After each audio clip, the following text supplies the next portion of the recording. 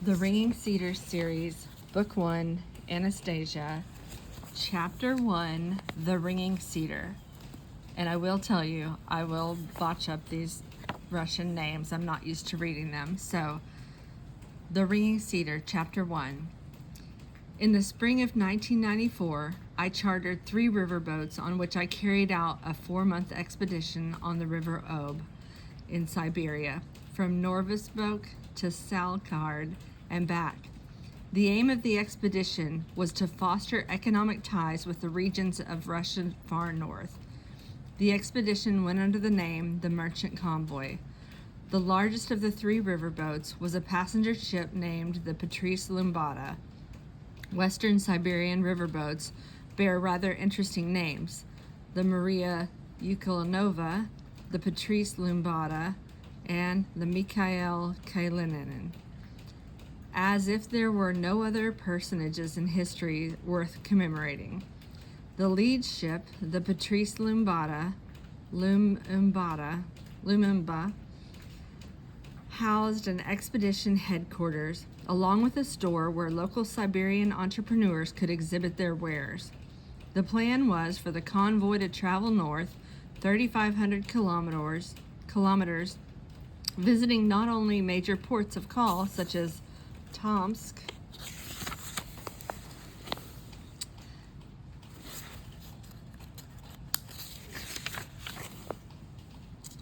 Nitschavaka,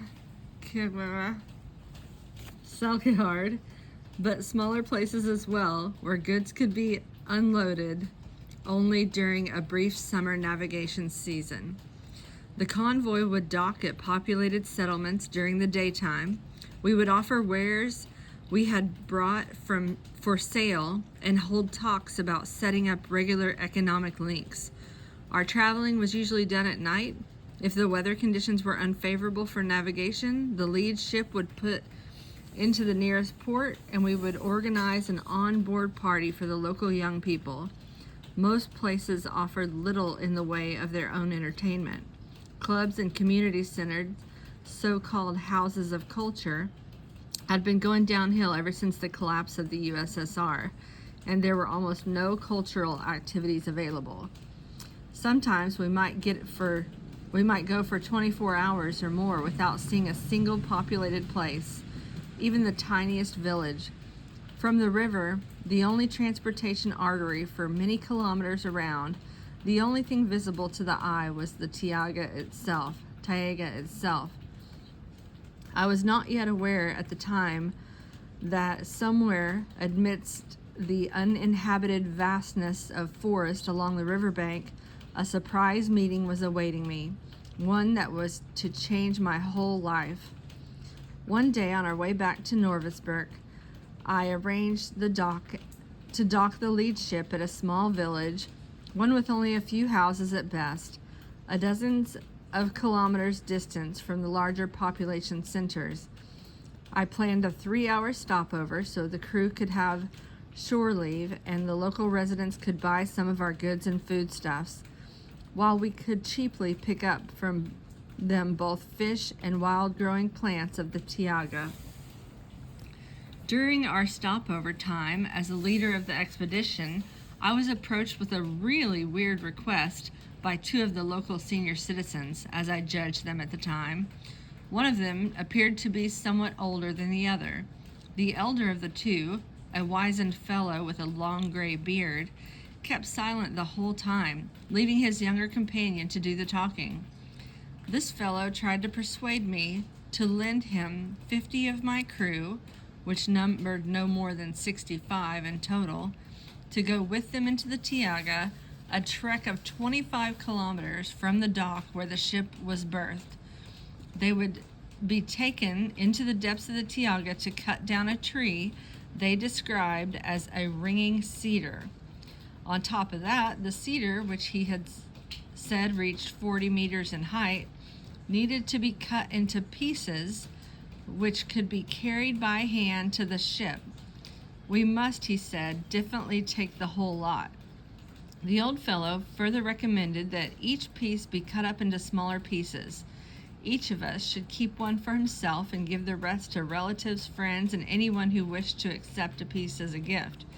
He said this was the most unusual cedar. The piece should be worn on one's chest as a pendant. Hang it around your neck while standing barefoot on the grass, and then press it to your exposed chest with the palm of your left hand. It takes only a minute or so to feel the pleasant warmth emanating from the piece of cedar, followed by a slight shiver running through the whole body. From time to time, whenever desired, the side of the pendant facing away from the body should be rubbed with one's fingertip, the thumb pressed against the other side. The old fellow confidently assured me that within 3 months the possessor of one of these ringing cedar pendants would feel significant improvements in his sense of well-being and will be cured of many diseases. Even AIDS, I asked, and briefly explained what I had learnt about the disease from the press. The oldster confidently replied, from any and all diseases. But this, he considered, was an easy task. The main benefit was that anyone having one of these pendants would become kinder and more successful and more talented. I did know a little about the healing properties of the cedars of our Siberian taiga, but the suggestion that it could affect one's feelings and abilities, well, that to me seemed beyond the bounds of probability. The thought came to me that maybe these old men wanted money from me, and this unusual cedar, as they themselves called it. And I began explaining that out in the big wide world, women, in an effort to please men, were used to wearing jewelry made of gold and silver and wouldn't pay a dime for some scrap of wood. And so I wasn't going to lay out any money for anything like that. They don't know what they're wearing, came the reply. Gold? Well, that's just dust in comparison with one of these pieces of cedar. We don't need any money for it. We can give you some dried mushrooms in addition, but there's nothing we need from you. Not wanting to start an argument out of respect for their age, I said, well, maybe someone will wear one of your cedar pendants. They certainly would if a top wood carving craftsman agreed to put his hand to it and create something amazing beauty. To which the old fellow replied, yes, you could carve it, but it would be better if you polish it by rubbing. It would be a lot better if you do this yourself with your fingers whenever your heart desires. Then the cedar will have a beautiful look to it. Then the oldster of the two quickly unbuttoned his first old worn jacket and then his shirt and revealed what he was wearing on his chest. I looked and I saw a puffed out circle or oval. It was multicolored, purple, raspberry, auburn, forming some kind of puzzling design. The vein lines on the wood looked like little streams. I am not a connoisseur of objects d'art, although from time to time I have had occasion to visit picture galleries. The world's great masters had not called forth any particular emotions in me, but the object hanging around this man's neck aroused significantly greater feelings and emotions than any of my visits to the Trekov gallery. How many years have you been rubbing this piece of cedar? I asked. 93, the old fellow responded. And how old are you? 119. At the time I didn't believe him. He looked like a man of 75. Either he hadn't noticed my doubts, or if he had, he paid no attention to them. In somewhat excited tones, he started trying to persuade me that any piece of this cedar, polished by human fingers alone, would also look beautiful in just 3 years. Then would start looking even better and better, especially when worn by a woman. The body of its wearer would give off a pleasant and beneficial aroma, quite unlike anything artificially produced by man. Indeed, a very pleasant fragrance was emanating from both these men. I could feel it.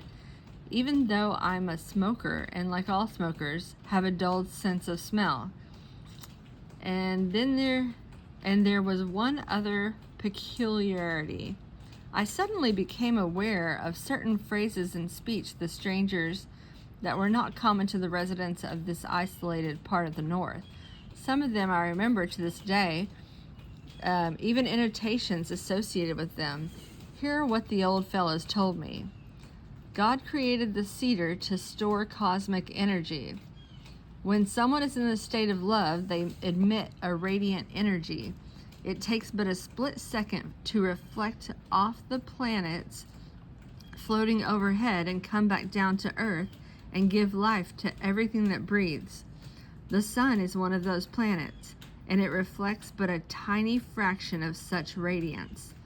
Only bright rays can travel into space from man on the Earth, and only beneficial rays can be reflected from space back onto Earth. Under the influence of malicious feelings, man can emit only dark rays. These dark rays cannot rise but must fall into the depths of the Earth, bouncing off its core, then return to the surface in the form of volcanic eruptions, earthquakes, and wars. The culminating achievement of these dark rays is their direct effect on the man originating them, invariably exacerbating this man's own malicious feelings. Cedars live to be 550 years old. Day and night, their millions of needles catch and store the whole spectrum of bright energy during the period of the cedar's life. During the period of the cedar's life, all celestial bodies which reflect this bright energy pass above them. Even in one tiny piece of cedar, there is more energy beneficial to man than in all the man-made energy installations taken together. Cedars receive the energy emanating from man through space, store it up, and at the right moment give it back. They give it back when there is not enough of it in space and consequently in man, or in everything living and growing on Earth. Occasionally, though very rarely, one discovers a cedar that has been storing up energy but not giving it back when they have stored what they have stored. After 500 years of their life, they start to ring. This is how they talk to us, through their quiet ringing sound. This is how they signal people to take them and to cut them down and make use of their stored energy in the earth. This is what the cedars are asking with their ringing sound. They keep asking for 3 whole years. If they don't have contact with living human beings, then in 3 years, deprived of the opportunity to give back what they have received and stored through the cosmos, they will lose their ability to give it back directly to man. Then they will start burning up the energy internally. A torturous process of burning and dying lasts 27 years. Not long ago, we discovered a cedar like this. We determined that it had been ringing for 2 years already. It was ringing very softly. Perhaps it's still trying to draw out its request over a longer period of time, but still, it only has 1 year left. It must be sawed up and given away to people. The old man spoke at length. For some reason, I heard him out. The voice of the strange old cerebic would sound at first quietly confident, then very excited. Then each time he got excited, he would rub the piece of cedar with his fingertips, as though he were lightly tripping over some kind of musical instrument. It was cold on the riverbank. An autumn wind was blowing across the river. Gusts of wind ruffled the hair of the old men's capless heads, but the spokesman's jacket and shirts remained unbuttoned, his fingertip rubbing the cedar pendant on his chest, still exposed to the wind. He was trying to explain the significance to me. Linda Petrovna, an employee of my firm, came down to the gangplank to tell me that everyone else is already on board and ready for departure, waiting for me to finish my conversation. I bade farewell to the oldsters and quickly climbed aboard. I couldn't act on their request for 2 reasons. Delaying departure, especially for 3 days, would mean significant financial loss. And besides, everything these old fellows said seemed to me at the time to be in the realm of pure superstition. The next morning, during our usual company meeting, I suddenly noticed that Linda Perdovona was fingering a cedar pendant of her own. Later, she would tell me that after I'd gone on board, she stayed a little while. She noticed that when I started hurrying away from them, the oldster had been talking with me, stared after me with a perplexed look, and then said excitedly to his older companion, "Now how can that be? Why didn't they understand? I really don't know how to speak their language. I couldn't make them believe. I simply couldn't. I got nowhere with him. Nowhere. Why? Tell me, Father." The elder man put his hand on his son's shoulder and replied, "You weren't convincing enough, son. They didn't comprehend." As I was going up the gangplank, Lydia Petrovna went on, "The old man that was talking with you suddenly rushed up to me, grabbed me by the arm, led me down the grass below.